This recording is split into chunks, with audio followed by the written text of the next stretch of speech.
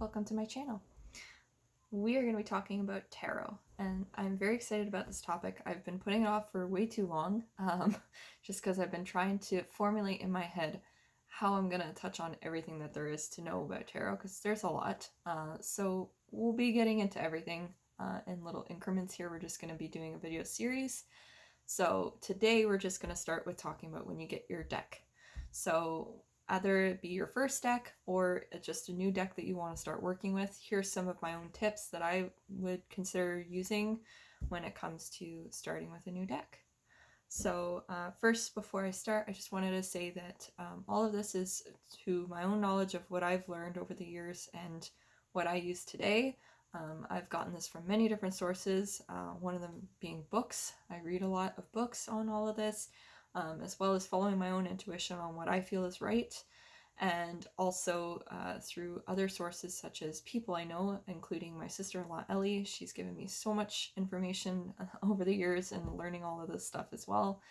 So she would be a great resource to look at as well if you're ever looking for further information. But this is just where I've come up with over the years and what works for me. It may not work for you, and that's okay. We all have our own paths, so whatever works for you, but these are just some of my tips on what I do. So when you first get your deck, it's going to come in a little box most likely, or a container of some sort. Sometimes it'll come with a little guidebook, and that's great. If it doesn't, that's fine. But you'll get your first little deck here like that. Now the one I'm working with the most is my Rider-Waite deck. It's kind of like the most classic deck that you'll find. I got this, I'd say like 6 years ago, roughly 6 or 7 years ago. I got this deck with this book actually that I've learned a lot from, The Tarot for Beginners by Barbara Moore. This is another good book if you're looking just for some tips on starting to know the cards, things like that. So that's another good book. But yeah, so I got a lot of my information from there. Yeah, so I started with just the book and this deck right here, and I basically started just learning by reading cards for myself. But when you first get your deck, it's important to cleanse it of any of the energies that it might be holding on to, because sometimes it can taint your readings a little bit, make it harder for you to get the clarity that you're looking for in your reading. Maybe the messages you're trying to receive won't come through as easily. So it's important to clear your deck as whenever you can, kind of thing. And usually once you start working with it more, you'll know how often this needs to happen. For some people, it's like every time they do a reading, they need to do a full cleanse, and sometimes it's, once a year or whenever for me, it's just whenever I feel the cards aren't working the right way. Sometimes I can just sense it, that there's something off about the deck and I'm not getting a clear message. And when I don't feel fully connected to it, that's when I know I need to do a good clearing of it and just adjusting with the energies again. So when you first get it, it's really good to study the cards, but before I do that, I usually do a good cleanse. And with that, you can use smoke as the main thing that most people would use. I recommend using incense, or sage or Palo Santo. Those would be my top three. But as you can see, there's incense here. So with incense, it's great because it's just a small stream of smoke that comes up. It's not too much for if you're indoors and you're trying to be careful with your smoke alarm and everything, like it's pretty safe and small, so it won't really affect too much in that sense. And you can get really any different scents that you like, right? So it's very easy to work with. So incense is a great way to cleanse your deck. There's also sage or Palo Santo. Sage is probably the most common and most easy to use because it has very continuous smoke and it can go for a long time. And it's great for getting a whole deck cleared. Palo Santo is also really great. I like it because I prefer the smell a little bit more. It's a little calmer to me. But the only issue with Palo Santo is sometimes you have to relight it a few times and things like that because it tends to go out faster than sage and things like that would. So those are some options of cleansing. You can also leave it out in the moonlight, just as simple as that, leaving it out on the windowsill in the moonlight when it's like a full moon, or even when there's just a lot of moonlight.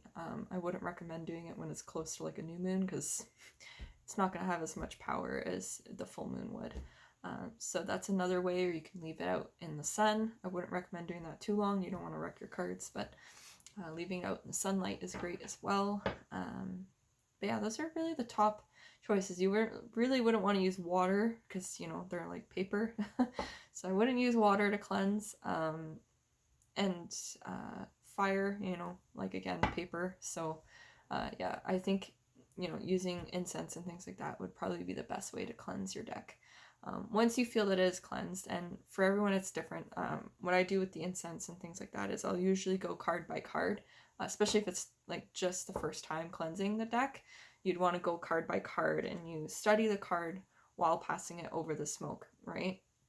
And you let the smoke run across the card, and you just imagine that the smoke is clearing all the energy. You picture the smoke clearing through the card. And study the card while you're doing this. Look at the picture. What is it telling you? What do you see in it? What stands out to you, right? Really like look at the images and see what stands out and what calls out to you, right? So it's a good time to really get to know your deck as well as cleansing it. So I like to do that. And what I usually do with it as well when I'm cleansing it is I'll say things like, you know, clear all the negative energies and entities from this card.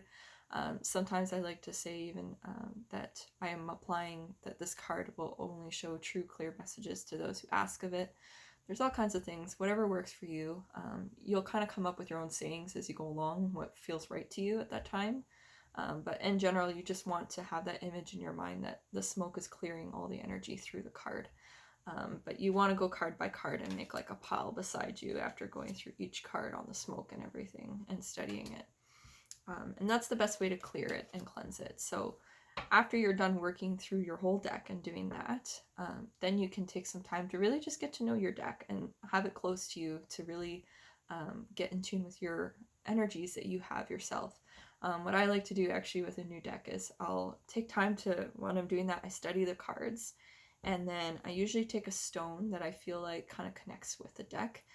For most of my decks, I usually work with garnet because I feel like garnet really is the perfect stone for clearing all the energy and grounding it and everything like that. Garnet just stands out to me with every deck. It works for me. So I use garnet for mostly all my decks. But you can use anything, whatever stone to you stands out with that deck or works with you for that deck and what you're trying to accomplish there. Use that stone, and you can put it in a little pouch even. But I'll often actually, on the first couple nights, I'll put it under my pillow, and I'll just even like spread the cards out like this under my pillow, and sometimes I'll even put the stone under there with it.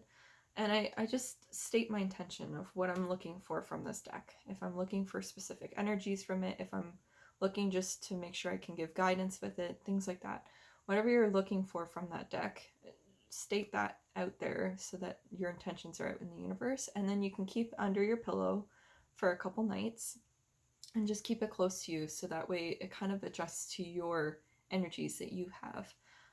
And once you have that done, then your deck will basically be ready for you to start working with. But really in the long run, it's all about getting to know your deck and just imprinting your own energies with it and having that good blend. And I recommend doing a couple little one card draws or even a full reading for yourself before giving someone else a reading with your deck, just because you'll understand more of the energies of what it's trying to convey when you're looking at yourself, because you know who you are and you know yourself and what your higher self will be trying to tell you, versus when you're reading for someone else, it's a little different. It's not the same as reading for yourself. So I recommend reading at least one card or a couple cards for yourself, doing a little reading for yourself to see really what kind of messages does it give, how does it convey its messages to you, right? And once you have that general feeling of it, you'll be like, oh, now I know how it's going to communicate with me and things like that, and how it'll connect with me. And then it'll be easier to read for other people. So that's my best advice when it comes to getting a new deck, is making sure that you clear it and you take the time to get rid of all the excess energy that it could be holding on to, and then taking time to study it and get to know the pictures and the feelings that you're getting from each of the cards, and also taking time to let it get adjusted to you and who you are and what your energies are.